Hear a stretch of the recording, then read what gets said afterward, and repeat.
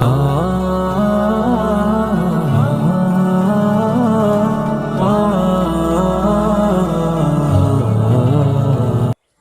میں آپ کو ایسی دعا بتانے لگا ہوں کہ اگر خدا نخواستہ پہاڑ کے برابر بھی قرض ہو تو اس دعا کے اہتمام کے ساتھ انشاءاللہ اللہ پاک آپ کے قرض کے اتارنے کے اسباب پیدا کریں گے۔ یعنی اس کی اتنی بڑی تاثیر ہے، اور یہ دعا حضرت مولانا اشرف علی تھانوی صاحب نور اللہ مرقدہ نے بہشتی زیور میں بھی لکھی ہے، آپ نے وہاں دیکھی ہوگی طبرانی کے حوالے سے، کہ نبی پاک صلی اللہ علیہ وسلم نے حضرت معاذ بن جبل رضی اللہ عنہ سے فرمایا، میں تم کو ایسی دعا نہ بتاؤں کہ اگر تمہارے سر پر پہاڑ کے برابر قرض بھی ہو تو اس کو بھی اللہ تعالیٰ ادا فرما۔ انہوں نے عرض کیا، یا رسول اللہ ضرور بتلائیے۔ آپ صلی اللہ علیہ وسلم نے انہیں یہ دعا بتائی کہ یوں اللہ سے دعا مانگو،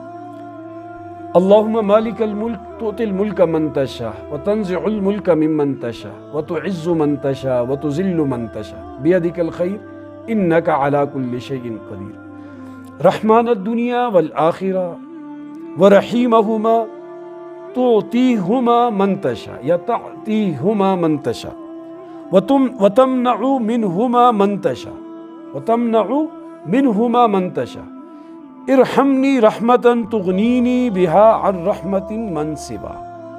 یہ دعا پڑھیں اور اللہ سے دعا مانگے، پہاڑوں جتنا قرضہ بھی ہوا تو انشاءاللہ اللہ اسباب پیدا کریں گے۔ لیکن یہاں یہ بات ذہن میں رہے، جو میں اکثر یہ بات بیان کیا کرتا ہوں کہ دعاؤں اور وظائف کا مطلب یہ قطعاً نہیں ہے کہ آپ اسباب چھوڑ دیں، کام کرنا چھوڑ دیں، گھر میں بیٹھیں اور وظیفے پڑھتے رہیں کہ ہماری کام ہو جائے گا، ایسا نہیں ہوگا۔ آپ اپنی محنت کریں، کوشش کریں، جتنی صلاحیت ہے اسے لگائیں، جو آپ کاروبار کرتے ہیں، جو آپ کا پیشہ ہے اس کے ساتھ مخلص ہو کر 100% لگے رہیں اور ان دعاؤں کا اہتمام کریں، تو انشاءاللہ اگر آپ پر ایسا قرضہ ہے تو اللہ پاک ان قرضے کی ادائیگی کی صورت فرمائیں گے۔ اور ہم نے دیکھا ہے لوگوں کو بڑے بڑے قرض کے بوجھ تلے سے نکلتے ہوئے، اور بعض لوگ صرف جو دنیا کے وہ ہوتے ہیں کہ قرض ہے وہ پریشانیاں خود پہ لے لیتے ہیں، اس کا نقصان یہ ہوتا ہے کہ وہ کام بھی ان کا دھندہ بھی متاثر ہوتا رہتا ہے اور قرض مزید بڑھتا چلا جاتا ہے۔ اللہ ہمیں سمجھ کی توفیق دے۔